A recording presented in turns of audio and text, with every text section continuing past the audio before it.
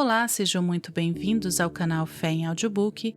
Aqui é Dani Mendes e hoje, com muita alegria, trago uma leitura de Aidan Wilson Tozer, mais conhecido como A.W. Tozer, um dos meus autores preferidos.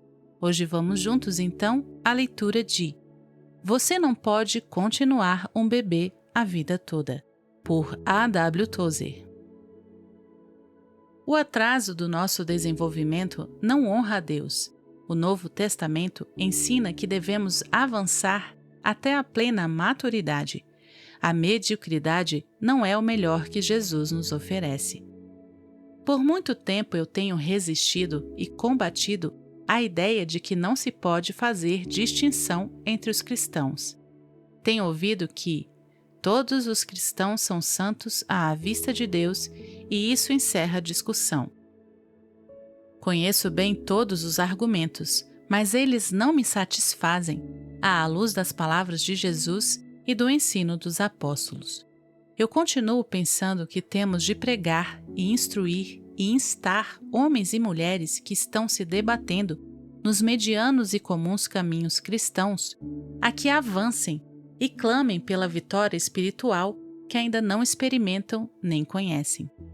Se todos os cristãos são iguais, por que então Jesus Cristo fala de 3 distinções na vida cristã, frutificando a 30, a 60 e a 100 por um? Por que então ele diz que alguns serão capacitados a governar várias cidades e outros apenas algumas? Por que então ele ensina que alguns terão posições mais elevadas do que os outros no reino de Deus? Se somos todos iguais e chegamos todos ao mesmo lugar e à mesma situação, por que então o apóstolo Paulo diz aos cristãos filipenses: perdi todas as coisas e as considero como refúgio, para ganhar a Cristo e ser achado nele, para o conhecer e o poder da sua ressurreição, conformando-me com ele na sua morte, para de algum modo alcançar a ressurreição dentre os mortos. Filipenses 3, 8 a 12. Reflita no pleno significado. Você já refletiu alguma vez no pleno significado do tão conhecido versículo do Antigo Testamento, Provérbios 4, 18? Mas a vereda dos justos é como a luz da aurora, que vai brilhando mais e mais até ser dia perfeito. Já comparei esse versículo em diversas traduções. A tradução de Goodspeed diz: o caminho do justo é como a luz do amanhecer, cujo brilho se intensifica cada vez mais até que o dia chegue a seu ponto máximo. A tradução de Rotherham diz: o caminho do justo é como a luz do amanhecer, que prossegue clareando até tornar-se um dia mais radiante. Essa é uma expressão inspirada para referir-se a um relacionamento verdadeiro com Deus. Por meio dela, o escritor está nos dizendo que, quando uma pessoa se torna cristã, o sol nasce. Daí, a sua experiência no caminho deve ser como o aparecimento da aurora e o brilho da luz, que se intensifica mais e mais até ser dia perfeito. Os cristãos gostam muito desse versículo. Eles o memorizam, eles o citam, mas não creem nele. Se de fato crescem nele, participariam da experiência que ele descreve, que brilha mais e mais até ser dia perfeito. Sou de opinião que não podemos experimentar aquilo em que não acreditamos. Essa é a razão por que muitos cristãos permanecem no lugar onde estão, dia após dia, semana após semana, ano após ano. O tempo passa e pregadores de avivamento vêm e vão. Como resultado, muito pouca coisa acontece. Mas se formos honestos, temos de admitir que a maioria dos cristãos continua atolada no mesmo lugar de sempre. O triste é que há muitos em nossas igrejas que não têm mais muito tempo de vida. Eles envelheceram e, contudo, não estão um palmo mais para cima em direção ao topo da montanha do que estavam no dia quando o sol brilhou para eles na conversão. Na verdade, alguns nem mesmo se encontram tão avançados no caminho com Deus como estavam há alguns anos atrás. É uma triste verdade que eles tenham conhecido dias no passado em que a sua fé era mais vibrante, o seu amor mais intenso, as lágrimas estavam mais à superfície, o seu amor pela oração era maior, a pureza e a separação do mundo eram mais definidos, e a lei no interior era mais marcante do que o é agora. Se essas coisas são verdade, eu só posso concluir que esses são cristãos comuns, homens e mulheres que não ouvem da forma como deveriam o Senhor falando com eles. Leia, estude e obedeça. Deus falará conosco se lermos e estudarmos e obedecermos à palavra dele. Mas quando ele fala, devemos responder-lhe em oração e em obediência. Aquilo que dizemos a ele é importante, como podemos ver no livro dos Salmos. Eis ali um homem inspirado, respondendo a Deus. De forma semelhante, essa é a razão por que os grandes livros devocionais nos são tão úteis. Deus tem falado aos seus santos, e eles têm respondido a ele, e na sua sabedoria ele preservou muitos desses exemplos para nós. Estamos colhendo algumas sugestões de um antigo livro, de mais de 600 anos, A Nuvem do Não Saber, editora Paulus, São Paulo, escrito por um anônimo santo de Deus. A premissa dele era que muitos de nós somos cristãos comuns, ao passo que outros, apesar das dificuldades, se esforçam em direção aos estágios especial e singular e perfeito da vida e da experiência cristã. Os 3 primeiros podem ser iniciados e completados nesta vida, escreveu ele. Você pode entrar na perfeição, mas não completamente, porque esse 4º estágio pode ser começado aqui, pela graça, mas haverá de perdurar para sempre na bem-aventurança no céu. Eu creio que essa é uma reação perfeita à expressão de Paulo de que não julgo havê-lo alcançado, nem estou ainda perfeito, mas todos os que somos perfeitos tenhamos essa mesma forma de pensar. Paráfrase de Filipenses 3, 12 a 15. Aqui está a bendita contradição. Nós entramos na perfeição, mas ainda não chegamos ao fim da estrada. O apóstolo Paulo estava se esforçando e avançando na luz e na radiância que brilha mais e mais até ser dia perfeito. Ele disse que todos serão ressuscitados dos mortos, mas ele avançava por causa da promessa de Deus de uma melhor ressurreição de entre os mortos. Não que eu o tenha já recebido ou tenha já obtido a perfeição, mas prossigo, esquecendo-me das coisas que para trás ficam. Filipenses 3, 12 a 13, disse o apóstolo. À luz do comprometimento e do desejo de Paulo, o que diremos da vergonhosa mediocridade do cristão mediano ou comum em sua vida e experiência diárias? Quais são as suas razões para não avançar no plano e na vontade de Deus para a sua vida? Reflita na definição. Primeiro, reflita na definição da palavra comum. Ela significa algo simplesmente ordinário, de nível de qualidade ou de habilidade inferior. Um cristão comum é alguém de qualidade e habilidade inferior. Ele não se distingue por superioridade de forma alguma.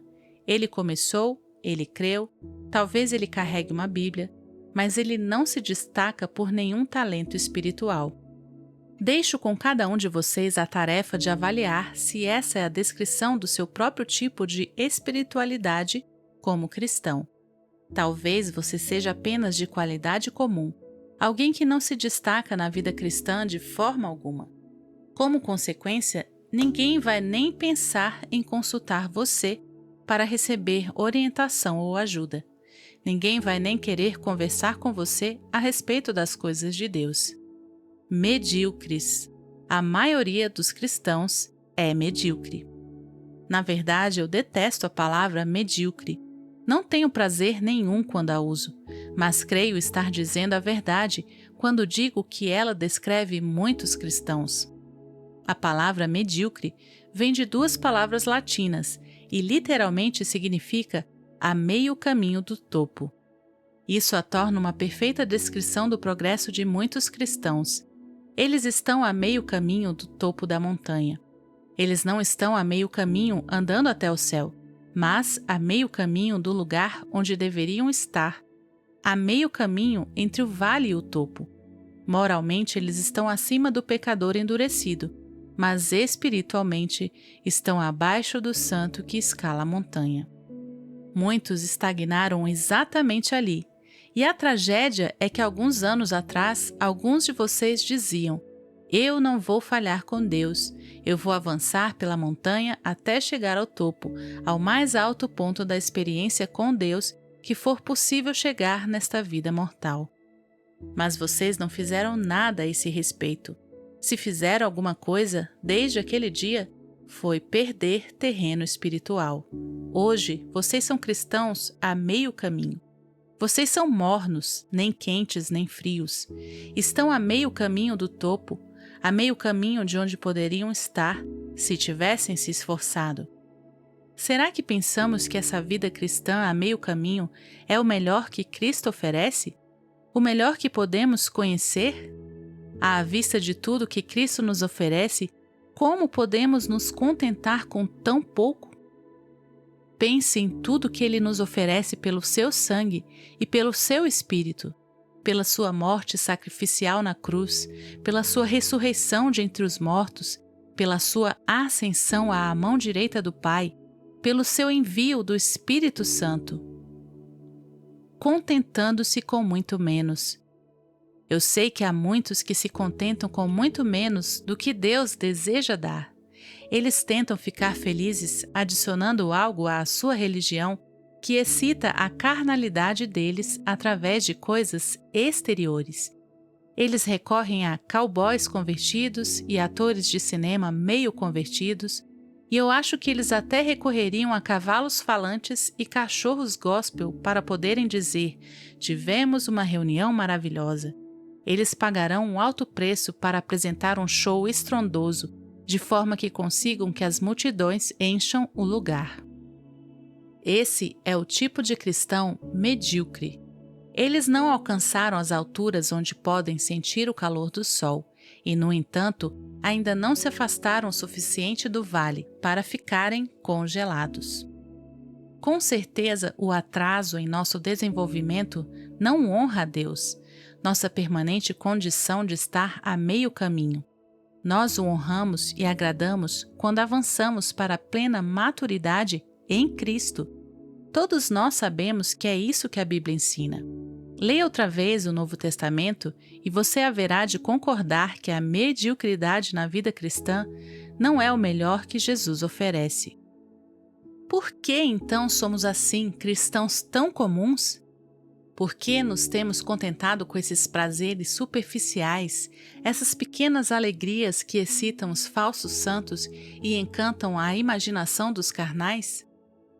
Talvez seja porque outrora ouvimos o chamado para tomar a cruz e, em vez de seguir em direção às alturas, barganhamos com o Senhor como um camelô de esquina. Argumentamos com Ele com questões egoístas, deixando de lado as condições que Ele exigia. Nós vimos as mãos de Deus acenando, fomos despertados pelo seu Espírito e fervorosamente decidimos subir a montanha. Sentimos-nos motivados a nos gastar por Cristo, a viver tão próximos da perfeição espiritual quanto fosse possível nesta vida. Contudo, em vez de prosseguir, começamos a fazer perguntas. Começamos a argumentar e a barganhar com Deus a respeito dos seus padrões de comportamento espiritual. Essa é a simples verdade, não a respeito dos descrentes liberais, mas a respeito dos que nasceram de novo. Nós temos a sua vida e, contudo, quando Ele nos chama às alturas, começamos a nos esquivar e a barganhar. Senhor, o que é que isto vai me custar? Perguntamos. Eu quero avançar, mas preciso saber o quanto isso vai me custar. Eu estou convicto de que qualquer um que levanta a questão das consequências na vida cristã não passa de um cristão medíocre e comum. Parece que ele esqueceu por completo que, nesse ponto, a cruz está envolvida. Jesus mesmo disse claramente: dia a dia tome a sua cruz e siga-me. Lucas 9, 23b. E, se alguém me serve, siga-me, e onde eu estou, ali estará também o meu servo. E se alguém me servir, o Pai o honrará. João 12, 26. Foi Jesus quem disse isso. Dessa forma, a pessoa dedicada e comprometida que toma a cruz e segue ao Senhor não pergunta quais serão as consequências, nem argumenta a respeito do plano e da sabedoria de Deus. Eu conheci algumas pessoas interessadas na vida mais profunda, mas que hesitaram por temerem o que essa decisão lhes custaria com o passar do tempo, em dinheiro, em esforços ou talvez com respeito às amizades. Essas são algumas das áreas que nos atrapalham. Ora, não estou argumentando que devamos desprezar o valor e o significado de relacionamentos que nos são caros. As amizades humanas podem assumir belas características que se perpetuarão no mundo por vir. Mas a questão é que, se passamos a levantar questões a respeito de perder amizades, quando o Senhor está tratando conosco a respeito de bênção e vitória espiritual, então não somos dignos de estar entre os santos. Será que isso é algo seguro? Outra questão que as pessoas fazem ao Senhor quando Ele as chama para avançar é esta: isso é algo seguro? Essa pergunta surge da nossa constante choradeira por segurança e nosso eterno desejo por proteção acima de tudo. Precisamos estar preparados para o fato que a fé contém em si um elemento perturbador. Nos dias de Lutero, quando ser cristão custava alguma coisa, os antigos luteranos diziam: a fé é algo perturbador. Será que ousaremos encarar o fato que a palavra de Deus, a maioria das vezes, nos põe num lugar de perigo, em vez de nos ajustar com facilidades em algum lugar seguro? Mas a maioria dos cristãos de nossos dias querem dar ordens a Deus. Eles não aceitarão um lugar perigoso. Eles não querem confiar. Alguns de nós tiveram uma agradável experiência com um irmão cristão da Inglaterra. Tempos atrás ele foi bem-sucedido financeiramente em seus negócios e jamais tinha ido a lugar algum sem levar grandes somas de dinheiro consigo. Mas o Espírito Santo começou a lidar com ele a respeito da provisão e dos recursos de Deus. Quando repartiu conosco a sua experiência, ele disse: minha esposa e eu consagramos tudo a Deus. Não temos sequer uma casa, não temos renda fixa, eu faço o trabalho de evangelista e nós estamos apenas fazendo a vontade de Deus. Atualmente não é raro entrarmos no carro e viajarmos várias centenas de quilômetros com apenas $10 para as despesas, sem saber qual será o próximo passo que daremos. Ele nos disse: Deus está nos sustentando, Ele não nos desamparará, mas Ele está nos conservando de tal forma que nunca mais seremos capazes de firmar nossas raízes aqui na terra outra vez. Essa é a linguagem do cristão confiante, que está avançando com Deus. Essa pergunta, isso é algo seguro, é uma questão desprezível. Qual é a diferença se é algo seguro ou não, desde que Ele é o nosso Senhor? Isso será algo conveniente? Uma terceira pergunta que desejamos que Ele nos responda é: isso será algo conveniente? Algo cômodo? Quais não serão os pensamentos do Senhor a nosso respeito se a sua obra e o seu testemunho dependem daquilo que é conveniente ao seu povo? A verdade é que cada avanço que fazemos para Deus e para a sua causa tem de ser feito a despeito da nossa inconveniência. Se não for inconveniente para nós, é porque não há cruz nessa coisa. Se nos tornamos capazes de reduzir a espiritualidade a um padrão sem problemas, e ela não nos custa nada, nenhum distúrbio, nenhum incômodo e nenhum elemento sacrificial em si, não estamos indo a lugar nenhum com Deus. Nós estacamos e erigimos nossa tenda indigna a meio caminho entre o pântano e o topo da montanha. Nós somos cristãos medíocres. Será que já houve alguma cruz que fosse conveniente? Será que já houve uma forma conveniente de morrer? Eu nunca ouvi que exista algo assim, e o juízo final também não será algo conveniente. Contudo, olhamos à volta à procura de conveniência, pensando que podemos subir ao topo da montanha de forma conveniente e sem nos depararmos com aflições nem perigos. Na prática, os alpinistas estão sempre em perigo e estão sempre avançando a despeito das inconveniências. Será que isso vai ser divertido? Uma outra dessas perguntas de mascate que fazemos quando ouvimos a voz de Jesus nos chamando para avançar é esta: será que isso vai ser divertido? Eu tenho certeza que vocês sabem a minha reação a essa pergunta. Ninguém que faz essa pergunta a respeito do progresso espiritual será outra coisa senão um cristão comum. Ele será medíocre até a morte. Jamais essa pessoa será vista em qualquer caminho que conduza a qualidades espirituais significantes e jamais estará qualificado para os dons do Espírito Santo. É por haver tantos desses desprezíveis falsos santos, essas edições em miniatura do caminho cristão, exigindo que o cristianismo precisa ser divertido, que diferentes organizações foram criadas para dar isso a eles. Sim, há organizações que existem com o único propósito de misturar religião e diversão para nossos jovens cristãos. Em resposta a isso, felizmente é possível que os jovens sejam tão responsáveis diante de Deus como as pessoas de mais idade. O jovem que se encontra com Jesus e se converte está tão apto e é tão confiável quanto às inconveniências e o custo que isso lhe trará quanto o homem de 70 anos. Jesus Cristo jamais ofereceu divertimento ou entretenimento aos seus discípulos, mas em nossos dias temos de oferecer os dois se queremos conquistar o povo, porque eles são cristãos comuns.